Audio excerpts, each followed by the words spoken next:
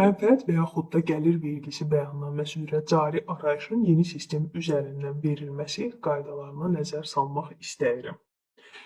Yeni sistem üzərindən giriş edərək asan imza və yaxud da kod, şifrə, parol məlumatları ilə sistemə daxil olub, ondan sonra ərizələr bölməsinə keçid edib cari arayışa keçirik. 2024-cü ildən vergi məcəlləsində bəzi dəyişikliklər olmuşdur ki, həmçinin cari arayışda da müvafiq dəyişikliklər baş vermişdir. Məsələn, ötən illərdə xüsusən mənfəət və yaxud da gəlirdən mənfəət vergisi üzrə azad olması olan müəssisələr cari arayış üzrə həmin güzəştləri daxil edə bilmirdilər və vergi orqanı ilə əlavə yazışmalar apararaq cari arayışları təqdim edirdilər. Bu ildən edilən müsbətə doğru olan dəyişikliklərdən biri də həmin güzəştlər üçün sətirlərin artırılması oldu ki, artıq vergi ödəyiciləri o güzəşt sətirlərinə özləri müəyyən məlumatları əlavə edə bilirlər. Nəzərinizə çatdırım ki, cari vergi arayışları vergi məcəlləsinin 151-ci maddəsinə əsasən tərtib olunur ki, kanalda bunun barədə geniş video vardır. Lakin yeni sistem üzərindən tərtib olunması qaydalarında bəzi yeniliklər olduğu üçün bu videoda məhz diqqəti o hissələrə yönəldəcəm. 151-ci maddəyə görə 151.1, 151.2 və 151.5-ci maddələrə əsasən hüquq bitdikdən sonra növbəti ayın 15-nə qədər mənfəət və yaxud da gəlir vergisi üzrə müvafiq hesablamalar aparılıb vergi orqanına təqdim edilir. 151.1 maddəsinə görə hesablama vergi orqanı tərəfindən ötən ilin mənfəət vergisinin 1/4 qədər hər il hesablama aparılır. 151.2 maddəsinə əsasən ötən ili mənfəətlə başa vuran vergi ödəyiciləri arayış təqdim edirlər.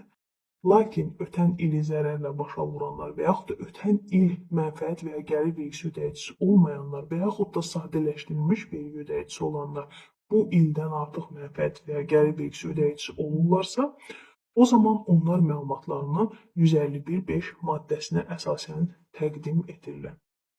Qeyd olunan vergi ödəyicisi avtomatik olaraq arayışa daxil olan kimi 151.2 maddəsi seçilmişdirsə, o deməkdir ki, bu vergi ödəyicisi ötən ili mənfəətlə başa vurub və onun sistemində artıq həmin sətirlər deaktivdir və 4,71 əmsal hesablanmışdır.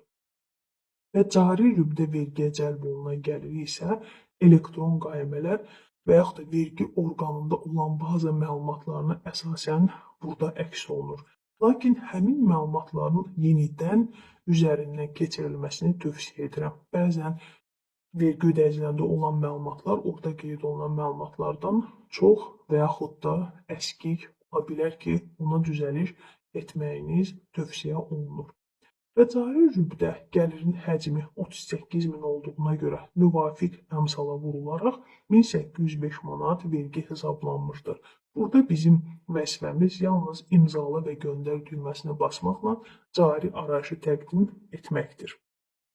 İndi isə digər vergi ödəyicisinin məlumatlarına baxaq, hansı ki, bu vergi ödəyicisi 151.5-ci maddə ilə arayışa təqdim edir, çünki ötən ili zərərlə başa vurmuşdur və yaxud da ötən il fəaliyyəti olmayan vergi ödəyiciləri cari arayışı 151.5 maddəsinə əsasən hesablayır.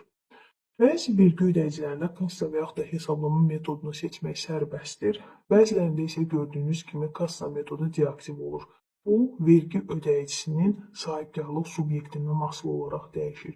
23-cü ildən ancaq mikro sahibkarlıq subyektləri kassa və yaxud da hesablama metodunu seçməkdə sərbəstdirlər. Lakin digər vergi ödəyiciləri məcburi olaraq məlumatlarını hesablama metodu ilə təqdim etməlidirlər. 151.5-ci maddəyə əsasən vergiləri hesablama zamanı gördüyünüz kimi burada da yenə bizim gəlirlərimiz sistem üzərindən çıxarılmışdır, lakin xərclərimizi özümüz daxil etməliyik.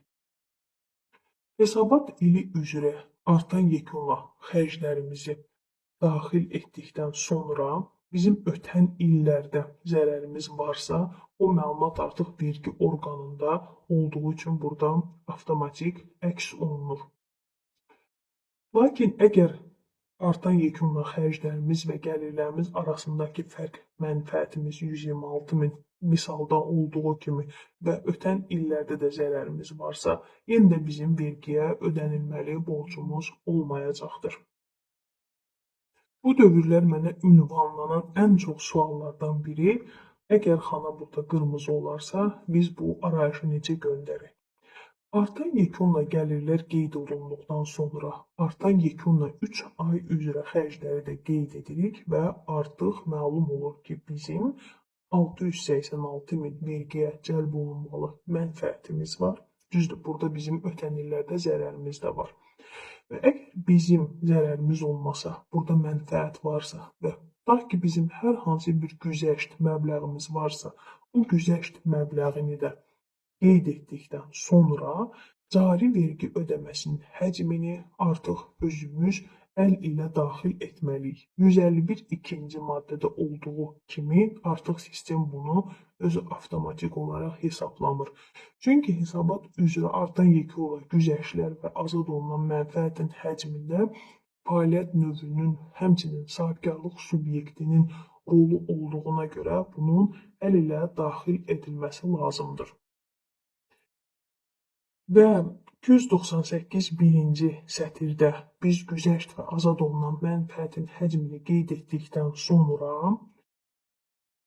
298-ci sətirdə mənfəətlə həmin güzəştin fərqindən 20% hesablayıb artıq 300-cü sətirdə cari vergi ödəməsinin həcmi hissəsində qeyd edirik.